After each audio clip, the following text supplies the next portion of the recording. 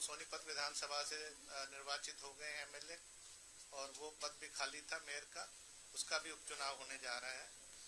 इनके साथ साथ 4 जो म्युनिसिपल काउंसिल्स नगर परिषद हैं, पटौदी, जटोली मंडी गुरुग्राम डिस्ट्रिक्ट में, थानेसर कुरुक्षेत्र डिस्ट्रिक्ट में, सिरसा और अम्बाला सदर, ये 4 म्युनिसिपल काउंसिल्स हैं जिनका चुनाव भी इनके साथ ही होने जा रहा है। और 21 नगर पालिकाएं हैं जिनके चुनाव हम ये आम चुनाव जहां पर होने हैं, इसका मतलब प्रेसिडेंट के भी और उनके वार्ड मेंबर्स के, सभी म्युनिसिपल काउंसिल जो 4 मैंने बताए उनके भी प्रेसिडेंट्स के और वार्ड मेंबर्स के, और 21 म्युनिसिपल कमेटियां हैं उनके प्रेसिडेंट्स और वार्ड मेंबर्स के। ये कमेटियां जिलावार इस प्रकार है: अम्बाला जिले में बराड़ा, भिवानी जिले में भवानी खेड़ा, लोहारू, सिवानी, फतेहाबाद जिले में जाखल मंडी, गुरुग्राम में फरूख नगर, हिसार में नारनौंद, झज्जर जिले में बेरी, जींद जिले में जुलाना, कैथल जिले में कलायत, सीवन और पुंडरी, करनाल जिले में इंद्री और नीलोखेड़ी, महेंद्रगढ़ जिले में अटेली मंडी और कनीना, नूह जिले में तावड़ू, पलवल जिले में हसीन, रोहतक जिले में कलानौर, सोनीपत जिले में खरखौदा और यमुनानगर में रादौर म्युनिसिपल कमेटी है। इन 21 म्युनिसिपल कमेटियों के चुनाव भी इनके साथ ही करवाए जाने हैं। इसके साथ साथ जो बाई इलेक्शन है 2 मेयर के तो मैंने बता ही दिया आपको, सोनीपत और अम्बाला म्युनिसिपल कॉर्पोरेशन के। जो म्युनिसिपल काउंसिल सोहना के प्रेसिडेंट का भी उपचुनाव इसमें होना है, सिर्फ प्रेसिडेंट का उपचुनाव है। और इसी प्रकार जो जींद जिले में म्युनिसिपल कमेटी है सफीदों, इसके वार्ड नंबर 14 का मेंबर का चुनाव होना है। असंध में प्रेसिडेंट का चुनाव होना है करनाल जिले में। रावड़ी में वार्ड नंबर 5 का चुनाव होना है मेंबर का। कुरुक्षेत्र में इस्माइलाबाद प्रेसिडेंट का चुनाव होना है और लाडवा में वार्ड नंबर 11 के मेंबर का चुनाव होना है। तो ये जो जनरल इलेक्शंस और बाई इलेक्शंस हम करवाने जा रहे हैं उनकी सूची। अब जो कार्यक्रम है उस पर हम आते हैं।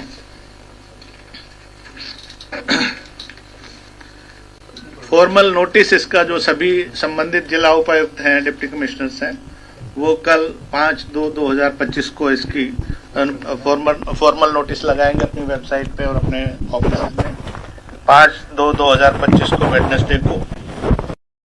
और पानीपत को छोड़ के बाकी जगह जो नॉमिनेशन की प्रक्रिया वो 11/2/2025 ट्यूसडे से शुरू होगी और 17/2/2025 5 दिन रहेगा वर्किंग डेज में, 11 बजे से 3 बजे तक। 12/2/2025 को संत श्री गुरु रविदास जी की जयंती है, दिन अवकाश रहेगा और 16/2 से अवकाश रहेगा। तो बाकी जो है ये उनकी प्रक्रिया रहेगी। 18/2/2025 को 11:30 बजे से जो नॉमिनेशन पेपर्स हैं उनकी आरओ स्क्रूटनी करेंगे। और 19/2/2025 को जो अपना नाम ठीक पाए गए वो अपना नाम वापस लेना चाहते हैं, अपना नाम वापस 11 से 3 बजे के बीच में। फिर 19/2 बजे सिंबल्स अलॉटमेंट हो गए, जो अंत में जो चुनाव प्रक्रिया में लोग शामिल होना चाहते हैं उनके लिए 19th को ही।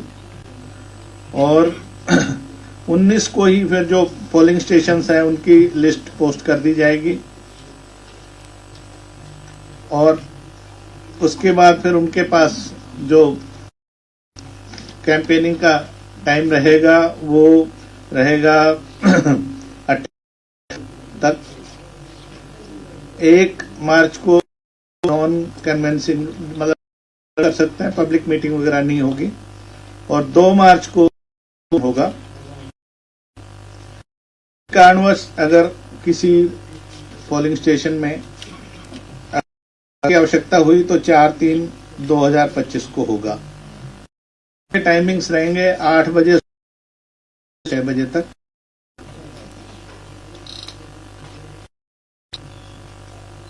इस प्रकार पानीपत जो है अभी नोटिस कल जारी, क्योंकि वहां की मतदान 18 फरवरी को तैयार फाइनल पब्लिक, तो इसलिए उन दो से नॉमिनेशन का जो 27-25 तक चलेगा, 23/2/2025 और 26 होने की वजह से नॉमिनेशन उन 10 दिन तक 11 बजे से 3 बजे तक नॉमिनेशन फाइल किए जा सकेंगे कॉर्पोरेशन में। 28/2/2025 को 11:30 ऑनवर्ड्स रिटर्निंग ऑफिसर होंगे म्युनिसिपल कॉर्पोरेशन के, वो स्क्रूटनी जांच कर पेपर्स की, और जो जांच के बाद जो उपयुक्त पाए वैध पाए गए उनमें से यदि कोई करना चाहता है तो 1 मार्च 2025 विड्रॉ 3 बजे तक, और फिर इसी दिन जो है अलॉट किए जाएंगे 3 बजे, और 1 मार्च 3 बजे के कंटेस्टिंग करनी पानीपत म्युनिसिपल कॉर्पोरेशन उनकी लगेगी, पोलिंग स्टेशन लगाई जाएगी, और 9 होगा, तो लेके 7 उनके रहेगा कैनवेसिंग का पब्लिक मीटिंग। 8 मार्च को नॉन रहेगा, डोर सकते हैं, पब्लिक मीटिंग वगैरह नहीं कर पाएंगे। अगर रीपोल को कॉर्पोरेशन में इनको होगा, और काउंटिंग सभी की जो पहले म्युनिसिपल कॉर्पोरेशन और बाकी नगर में पहले 7 जो म्युनिसिपल कॉर्पोरेशन इलेक्शंस हैं, जो 4 काउंसिल्स और एक कमेटियां, और पानीपत मिला के 12 मार्च होगी 8 मार्च, और उसी दिन रिजल्ट डिक्लेयर संबंधित आरोप द्वारा। कार्यक्रम इसका जो चीजें मैं लाना चाहता हूं, मॉडल कोड ऑफ कंडक्ट जैसा कि है, जब अनाउंस है कि मॉडल कोड ऑफ कंडक्ट राज्य में, लेकिन ये जो उसका जुरिस्डिक्शन है कॉर्पोरेशन, मान लीजिए करनाल है, तो म्युनिसिपल कॉर्पोरेशन करनाल का जो एरिया है जुरिस्डिक्शन उतने होगा। संबंधित जो भी अधिकारी कर्मचारी की इन दिनों में बदली नहीं की जा, म्युनिसिपल कॉर्पोरेशन जो चुनाव में जा रही है या काउंसिल या उसके किसी अधिकारी का दिनों में नहीं हुआ। अगर कोई आवश्यक हुआ पब्लिक तो स्टेशन की परमिशन के इन नए काम नहीं होगी, नींव पत्थर का उद्घाटन होगा। रूटीन के काम है या जो काम पहले से चल रहे हैं या जो प्रोजेक्ट पहले से चल रहे हैं या बाकी रूटीन के काम, साफ सफाई और जो भी है यथावत चलते, कोई बाधा नहीं आएगी। नेशनल क्वालिफिकेशन है, आपको पता है 16 में सरकार ने एजुकेशनल कैंडिडेट्स हरियाणा राज्य में जो कॉर्पोरेट के लिए थर्ड कैटेगरी 8वीं पास है, विमेन और के लिए 8वीं, एससी विमेन के लिए भी 8वीं पास है।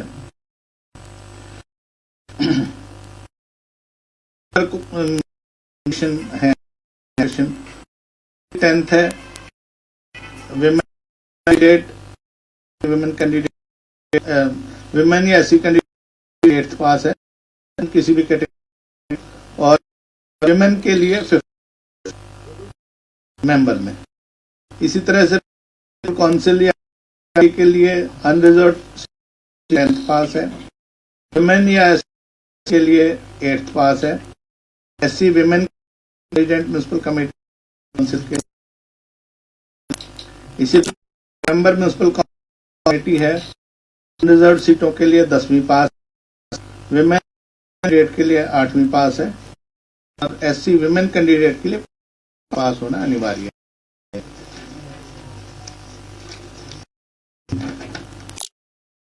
थोड़ी महंगाई को देखकर सिक्योरिटी खर्चे की लिमिट बढ़ाई है।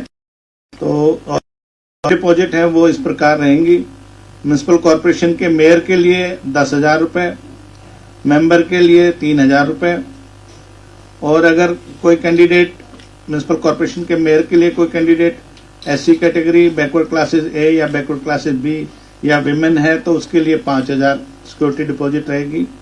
मेंबर म्युनिसिपल कॉरपोरेशन अगर कोई ऐसी कैंडिडेट है बैकवर्ड क्लासेस ए या बैकवर्ड क्लासेस बी या विमेन कैंडिडेट है उसके लिए 1,500 रहेगी। इसी प्रकार जो प्रेसिडेंट म्युनिसिपल काउंसिल के लिए सिक्योरिटी डिपॉजिट है वो 3,000 रुपए रहेगी। मेंबर के लिए 2,000 जो अनरिजर्व मेंबर है, और एससी, बीसी ए, बीसी बी के प्रेसिडेंट के लिए 1,500 रुपए और मेंबर के लिए उन कैटेगरीज के 1,000 रुपए रहेगी। म्युनिसिपल कमेटी के प्रधान के लिए 2,000 रुपए और जो मेंबर है अनारक्षित उसका 1,000 रुपए, और प्रेसिडेंट अगर एससी, बीसी ए, बीसी बी या विमेन कैंडिडेट है तो 1,000 रुपए और प्रेसिडेंट के लिए, और मेंबर के लिए 500 रुपए रहेगी उन्हीं कैटेगरीज की। एक्सपेंडिचर लिमिट का जहां तक सवाल है, mayor of A municipal corporation के लिए पहले ये खर्च सीमा 25 लाख रुपए थी जिसको बढ़ा के 30 लाख किया गया है।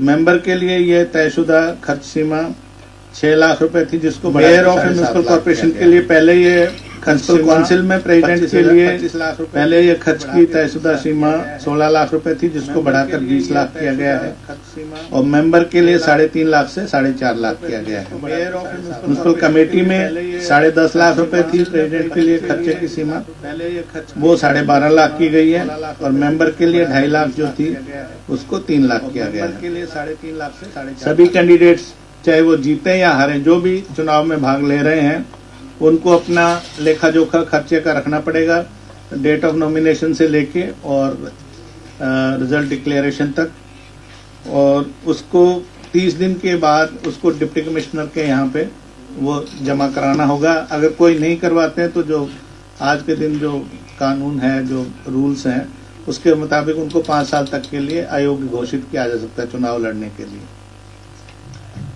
इसी तरह से चूंकि आपको पता है राजनीति में कई बार कुछ लोग क्रिमिनल बैकग्राउंड के भी आना चाह रहे होते हैं, तो उनपे वैसे तो कोई रोक नहीं लगाई जा सकती जब तक कि उनको कोई 3 साल से ज्यादा की सजा ना हुई हो, लेकिन उनको जनता को ये पता हो कि वो किसको वोट देने जा रहे हैं। तो क्रिमिनल केसेस की डिटेल्स अगर किसी कैंडिडेट के अगेंस्ट कोई क्रिमिनल केसेस पेंडिंग है तो वो उनको देनी होगी। उसका पूरा विवरण हमने इसमें दिया हुआ है कि एक तो उनको डिक्लेरेशन पब्लिश करनी होगी, 2 न्यूज़पेपर जो जिस कमेटी या जिस काउंसिल या जिस कॉरपोरेशन में वो चुनाव में भाग ले रहे हैं वहां पर हिंदी और अंग्रेजी में जो 2 न्यूज़पेपर्स प्रचलित हों उनमें डिक्लेरेशन देनी होगी कि भी मेरे खिलाफ ये फलां सेक्शंस में केस दर्ज है या क्या स्टेज है, चार्जशीट फ्रेम हो गई है वगैरह वगैरह। उनको लोकल टीवी चैनल या केबल नेटवर्क पे भी 3 डिफरेंट डेट्स में ये इनका सूचना देनी पड़ेगी, प्रकाशित करना पड़ेगा जनता की जो वोटर हैं उनकी सूचना के लिए। और इस बारे में जो रिटर्निंग ऑफिसर है वो प्रेस्क्राइब्ड फॉर्मेट C2 में डायरेक्शन देगा कि भाई आपने ये चीजें इसमें करवानी है, ताकि कोई ये ना कहे जी हमें इसके बारे में ज्ञात नहीं था। पॉलिटिकल पार्टी का अगर कैंडिडेट है, अगर वो चाहे वो रिकॉग्नाइज्ड पॉलिटिकल पार्टी हो या रजिस्टर्ड अनरिकॉग्नाइज्ड पॉलिटिकल पार्टी हो, उनको रिटर्निंग ऑफिसर को ये भी बताना होगा कि मैंने अपनी जो राजनीतिक संबद्ध राजनीतिक दल है उसको भी इस बारे में सूचना दे दी है। जैसा कि आप सबको ज्ञात है, पहले भी जो इलेक्शन हुए थे इससे पिछले वाले, वो भी मेयर और प्रेसिडेंट के लिए डायरेक्ट इलेक्शन हुए थे। इस बार भी जैसे मान लीजिए रोहतक म्यूनिसिपल कॉर्पोरेशन है, तो पूरे जो वार्ड के लोग हैं वो मेयर को चुनेंगे डायरेक्ट। इसी तरह से प्रेसिडेंट मान लीजिए असंध का है, तो पूरे असंध म्यूनिसिपल कमेटी जो है उसके वार्ड मेंबर्स सभी सारे जो वोटर्स हैं सभी वार्ड्स के, वो प्रेसिडेंट को चुनेंगे। वार्ड मेंबर जो है वो संबंधित वार्ड के मतदाता चुनेंगे। कोई भी व्यक्ति जो भी म्यूनिसिपल कॉर्पोरेशन या काउंसिल या कमेटी है उसमें कहीं पे भी मतदाता के रूप में अगर रजिस्टर्ड है, वोटर लिस्ट में उसका नाम है, तो वो चुनाव लड़ सकता है,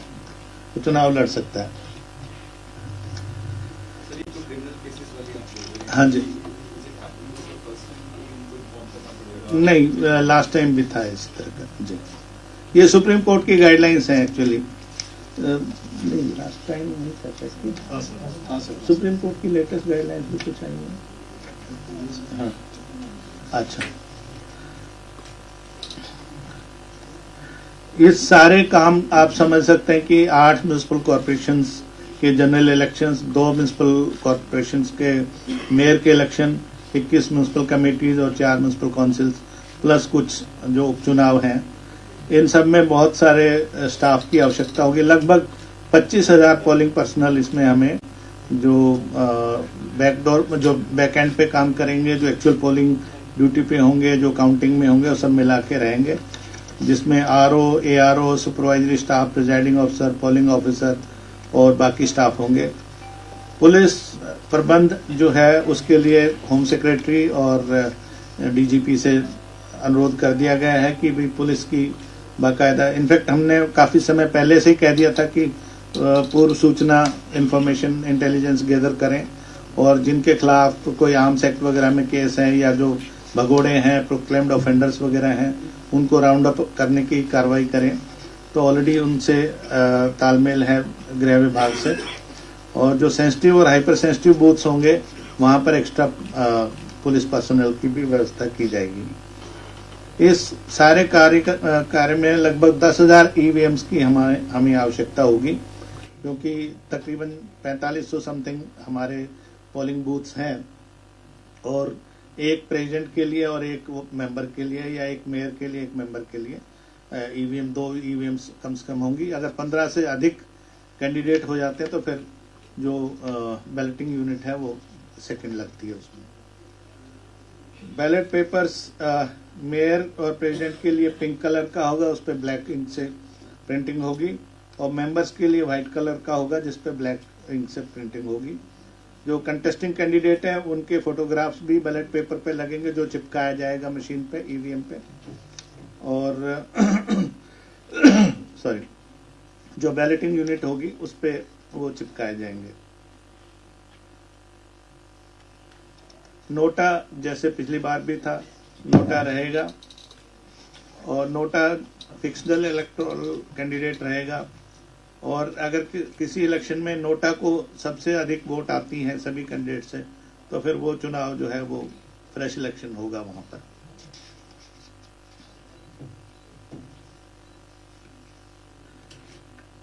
वोटर लिस्ट जैसे कि मैं पहले भी आप लोगों से बताता रहा हूं कि सभी की जो फाइनल इलेक्टोरल जो लिस्ट है, जो असेंबली वाइज हमें प्राप्त हुई थी, जो 22/1/2024 को अपडेटेड थी, और उसके बाद 12/9/2024 तक जो स्टेट के असेंबली इलेक्शन हुए थे उसमें updation election commission of India ने कर दिए थे, वो हमें उपलब्ध करवाई गई थी। उसी को आगे हमने वार्ड वाइज जो है जिस भी कमेटी या काउंसिल या कॉर्पोरेशन है उसमें डिस्ट्रीब्यूट किया है। उसके लिए एक बाकायदा महीने भर से ऊपर की प्रक्रिया चली है, जिसमें जो प्रेस्क्राइब्ड अथॉरिटी है उन्होंने ऑब्जेक्शंस वगैरह सुन के उसका निपटान किया। उसके बाद डिप्टी कमिश्नर जो अपीलेट अथॉरिटी है उन्होंने अपील सुनी है। उसके बाद अगर फिर भी कोई कैंडिडेट रह जाता है जिसका नाम विधानसभा की सूची में है और वार्ड की सूची में नहीं आया है, तो रिटर्निंग ऑफिसर को वो फॉर्म ए भर के दे सकता है और उसका वेरिफिकेशन के बाद उसकी वोट बनाई जा सकेगी लास्ट डे ऑफ नॉमिनेशन तक।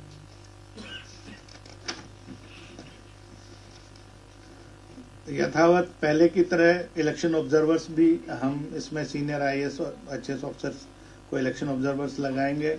एक्सपेंडिचर के लिए DETCs को हम लगाएंगे और पुलिस ऑब्जर्वर्स भी रहेंगे। अपार्ट फ्रॉम जो रेगुलर डिस्ट्रिक्ट पुलिस और डिस्ट्रिक्ट एडमिनिस्ट्रेशन है वो तो अपना काम करेंगे ही। वोटर अवेयरनेस के लिए हम समय समय पर प्रिंट और इलेक्ट्रॉनिक मीडिया में एडवर्टीजमेंट जारी करेंगे और मेरी आप सब के माध्यम से भी आज भी अपील है सभी मतदाताओं से, इन सभी संस्थाओं के, कि वो भारी संख्या में अपने मत का प्रयोग करें ताकि वो अपने मनपसंद का कैंडिडेट चुन सके जो उनके विकास कार्यों में रुचि ले और हम इस तरह से ग्रास रूट डेमोक्रेसी को मजबूत बनाएं। तो मोटे तौर पर जो विशेष बिंदु थे, मुख्य बिंदु थे, वो सब मैंने कवर कर लिए हैं। अब किसी साथी की कोई और अगर जिज्ञासा हो या कोई प्रश्न हो तो आप पूछ सकते हैं।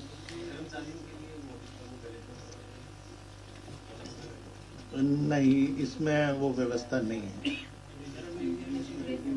हैं जी? हाँ, जैसे मैंने बताया कि हमारे 4500 कुछ वो है पोलिंग बूथ्स, तो 9000 के करीब हमारी रिक्वायरमेंट है, तो 1000 के करीब 10% से ज्यादा हमारी रिजर्व EVMs रहेंगी। जो मोबाइल पार्टी होती है उस दिन, उसके सभी जीप में 1-1, 2-2 हम रख देते हैं कि कहीं पे भी अगर कोई गड़बड़ी हो, कुछ हो, तो आधे घंटे में वो रिप्लेस हो जाए। ये we leave it to the SP concern, तो उसमें सफिशिएंट रहेगा उसमें। और जहाँ पे मैंने बताया कि कहीं पे सेंसिटिव या हाइपर सेंसिटिव पोलिंग बूथ्स की अभी लिस्ट आनी है डिप्टी कमिश्नर से, वहाँ पे एक्स्ट्रा की व्यवस्था होगी। उसके अलावा मोबाइल पेट्रोलिंग पुलिस पार्टीज भी रहेंगी और कुछ इंटेलिजेंस बेस पे जो पहले से कुछ आपराधिक किस्म के जो प्रवृत्ति के लोग हैं उनके खिलाफ पहले से कार्रवाई होगी और आर्म्स एक्ट वगैरह में भी जो कार्रवाई बनती है वो रहेगी।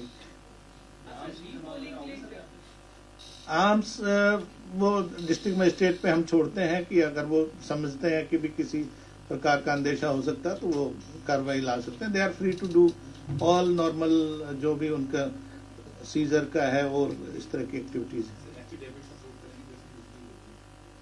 Affidavit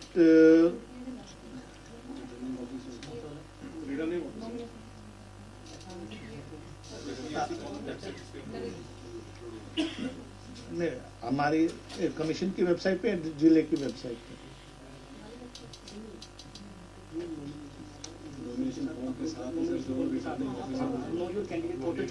know your candidate portal में होंगे क्योंकि कैंडिडेट जो है अपने नॉमिनेशन के साथ भी लिस्ट देगा कि ये केसेस उनके खिलाफ पेंडिंग है या चल रहे हैं कोर्ट में। जी नहीं, रीपोल एक बेसिकली एक प्रिकॉशनरी मेजर है।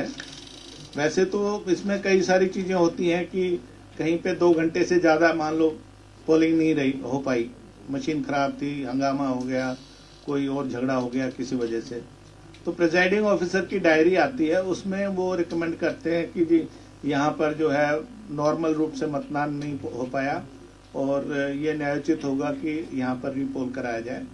तो ही और फिर जो ऑब्जर्वर्स होंगे अगर वो भी कोई ऐसी चीज पाते हैं तो उनकी रिपोर्ट भी शाम तक हमारे पास आएगी, तो उसमें होगा।